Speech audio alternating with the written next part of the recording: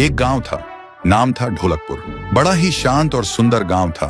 लोग हमेशा खुशी से झूमते थे क्योंकि उस गांव में रहता था महाराज रायस्टार, जो अपने गांव के लिए एक शेर था, जो कभी अपने लोगों के साथ गलत होने नहीं देता था। लेकिन उस गांव में छुपा था एक डरावना राज, एक राज जो सबके दिल में था पर जुबान पे नहीं।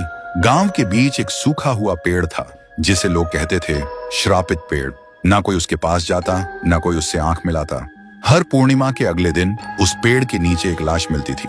लोग कहते रात में कोई आता है और लाश छोड़ जाता है, लेकिन कभी किसी ने कुछ देखा नहीं, और देखता भी कैसे। जो देखता वो अगले दिन पेड़ के नीचे होता था। एक दिन रायस्टार ने ठान लिया, बस अब और नहीं, इस राज का अंत मैं ही करूंगा, क्योंकि ढोलकपुर का नाम मिट्टी में मिल रहा था। फिर एक पूर्णिमा की रात रायस्टार चुपके से जाकर पेड़ के पास बैठ गया। रात के 2 बजे एक आवाज आई, tung tung tung tung tung tung tung tung tung सहूर।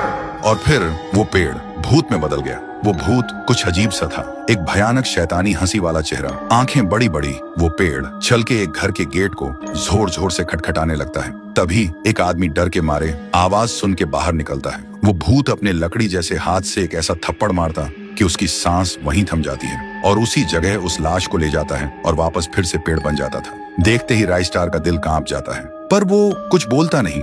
सुबह लोग भीड़ में जमा हुए और रायस्टार ने पहली बार उस पेड़ से बात करने की कोशिश की। पेड़ के अंदर से एक आवाज निकली, क्या तुम सब भूल गए मुझे? रायस्टार बोलता है, तू कौन है? पेड़ बोलता है, मैं हूँ ठुन ठुन ठुन साहुर। एक वक्त था जब मैं भी इस गांव का एक प्यारा सा बच्चा था, लेकिन 100 साल पहले मुझे इसी पेड़ से रस्सी बांधकर उल्टा लटका दिया गया, गांव वालों की आंखों के सामने, और मेरी मौत को तमाशा बना दिया गया, सिर्फ इसलिए क्योंकि मैंने एक राज देख लिया था जो लोग छुपाना चाहते थे।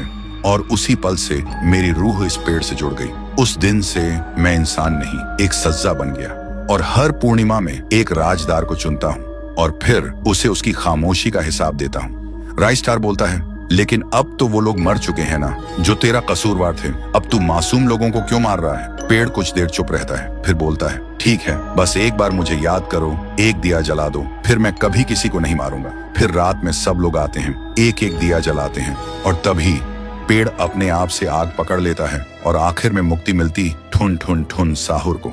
उस दिन के बाद गांव में कभी कोई लाश नहीं मिली। हर पूर्णिमा में लोग एक दिया जलाकर उसकी यादों को जिंदा रखते हैं, क्योंकि अगर भूल गए तो सपने में एक आवाज सुनाई देती थी, tung tung tung tung tung tung tung tung tung सहूर।